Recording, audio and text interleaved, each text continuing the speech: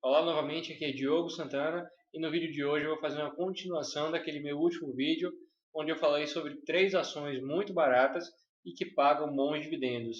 Só que agora vai ser sobre as 5 ações mais baratas da bolsa.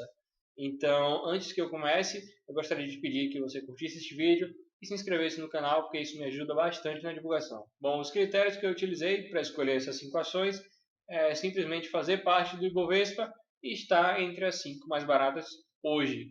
No momento que você estiver vendo este vídeo, talvez elas não estejam mais entre as 5 mais baratas, só que atualmente essas são as empresas mais interessantes em relação a preço, unicamente preço.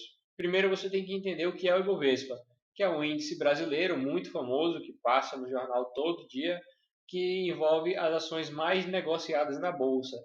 Hoje esse índice está mais ou menos 50% só em alguns ativos, como Vale, Petrobras, Itaú, Bradesco, B3, que é a Bolsa Brasileira, e Ambev. Só essas ações já fazem mais ou menos 50% do Ibovespa. Sem enrolação, a ação mais barata da Bolsa Brasileira do Ibovespa hoje é Cash 3, que é a empresa Melios, uma empresa de cashback que trabalha também com cartão de crédito. Essa empresa é uma empresa bem nova na bolsa, estreou no final de 2020, onde ela teve uma alta de mais de 600% até a máxima, e depois disso ela começou a cair sem parar, teve uma queda de 76% desde a máxima, e atualmente ela está nesse preço de 2,80. Então hoje, se você quiser comprar uma ação da Melius, você vai pagar menos do que uma passagem de ônibus. Se você quiser comprar um lote, que é 100 ações, você vai pagar R$ 280.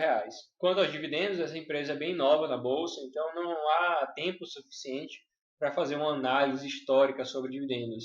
Só que em 2021 ela pagou 1,14%, o que é esperado, já que essa é uma empresa de crescimento, não é uma empresa mais madura e que vai pagar muitos dividendos. Agora, com relação ao preço, e isso não tem nada a ver com o valor de 2,80, e sim com se essa empresa é uma pechincha, uma oportunidade de compra. E para você fazer isso, você tem que comparar o valor dela de 2,80 com alguma coisa. Por isso que geralmente é comparado o preço com o lucro, ou então o preço com o valor patrimonial, com o patrimônio líquido na empresa, para você ter uma base se essa empresa ela está barata, se é uma oportunidade de compra ou não. Então, os indicadores que eu trouxe são os mesmos do último vídeo. O P sobre L, que é o preço dividido pelo lucro nos últimos 12 meses, que ele está negativo em 59,52.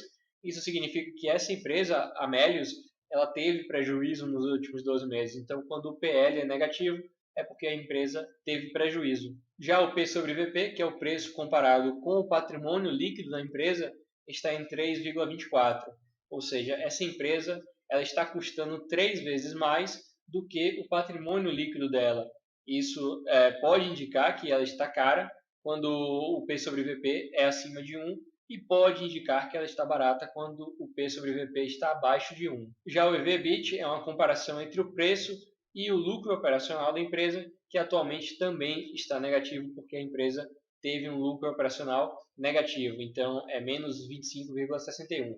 Aqui eu não trouxe uma comparação histórica, novamente porque é uma empresa recente na bolsa, ela fez um IPO em 2020, no final de 2020, então não tem dados históricos suficientes para calcular essa comparação histórica. Quanto aos indicadores de qualidade, eu também trouxe aqueles mesmos 3.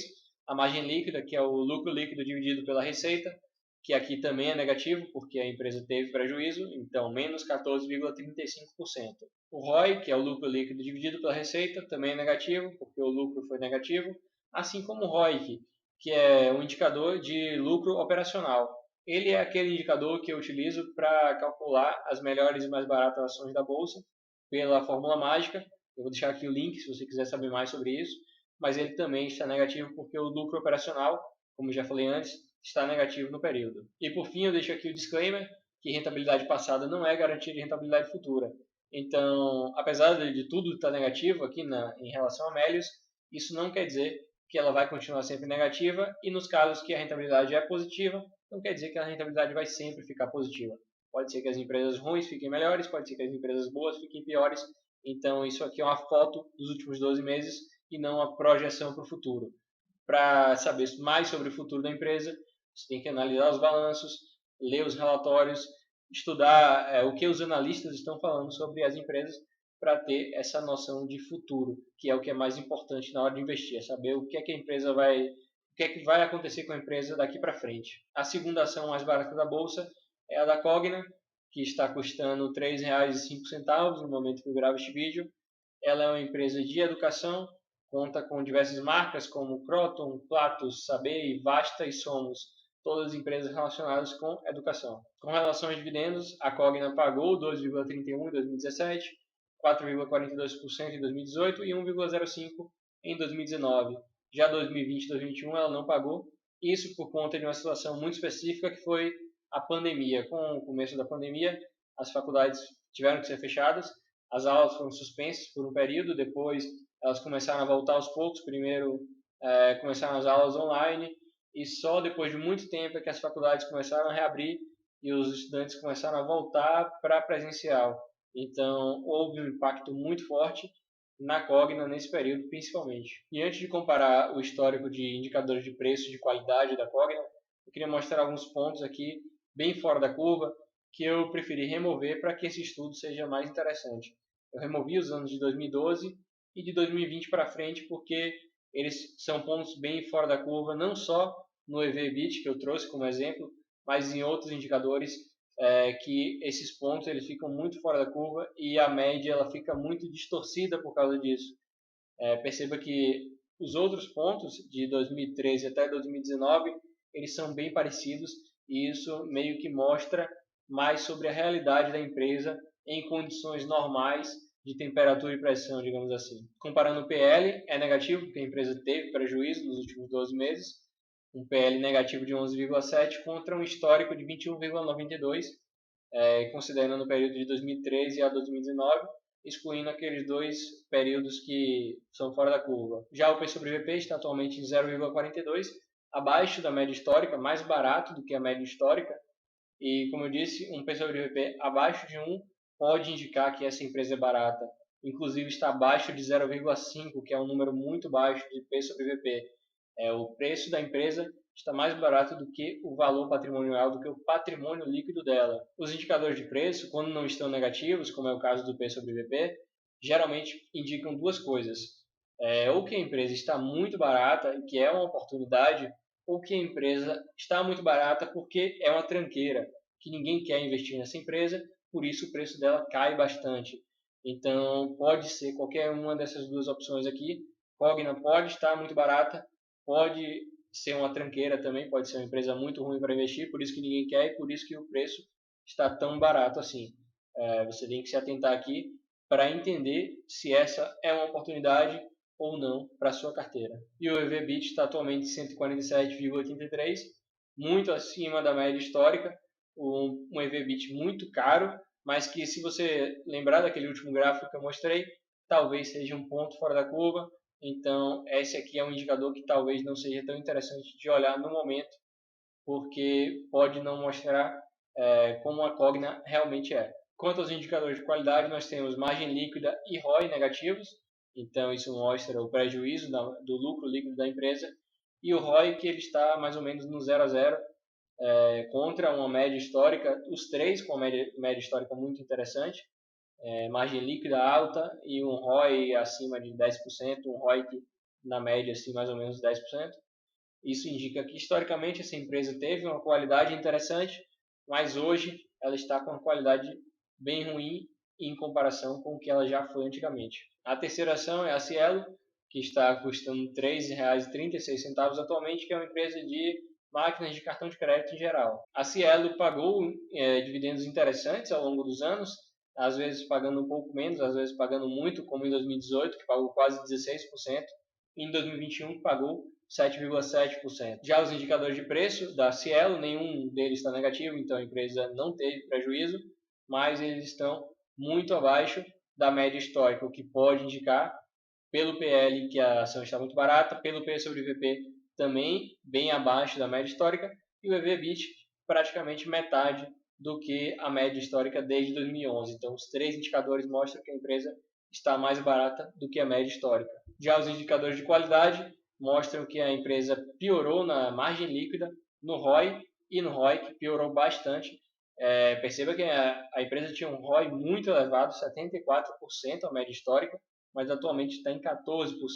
Perceba aqui que houve uma queda de 86% das ações nos últimos 5 anos e, ao mesmo tempo, a queda da qualidade é muito visível e é praticamente igual à queda do preço da ação. Então, veja, a empresa ela diminuiu a qualidade e diminuiu o preço, isso é muito lógico, né? Se a qualidade diminui, o preço tende a acompanhar a qualidade. Da mesma forma que uma empresa que começa a crescer a qualidade tem o seu preço cada vez maior, aumentando ao longo dos anos. Agora, a quarta ação mais barata é a IRB, uma empresa de resseguros, que está custando atualmente R$ 3,51. Até aqui ainda temos ações mais baratas do que uma passagem de ônibus. Com relação a dividendos, em 2017 e 2021, a empresa não pagou dividendos, mas nesse meio do caminho ela pagou alguma coisinha. Eu não trouxe aqui nenhuma comparação histórica de preço nem de qualidade da IRB e eu já vou explicar por quê.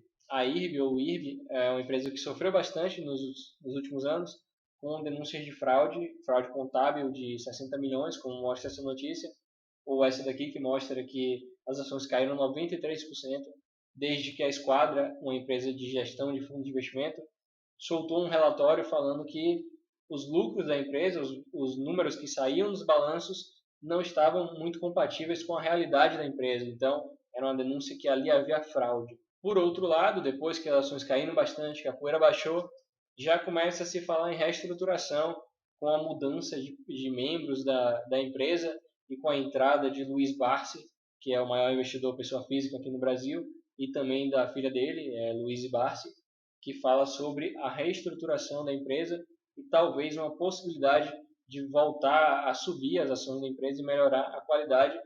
E é por conta de tudo isso que eu acabei de falar que eu não fiz uma comparação do histórico da empresa, porque não se sabe até que ponto aqueles números históricos eram reais.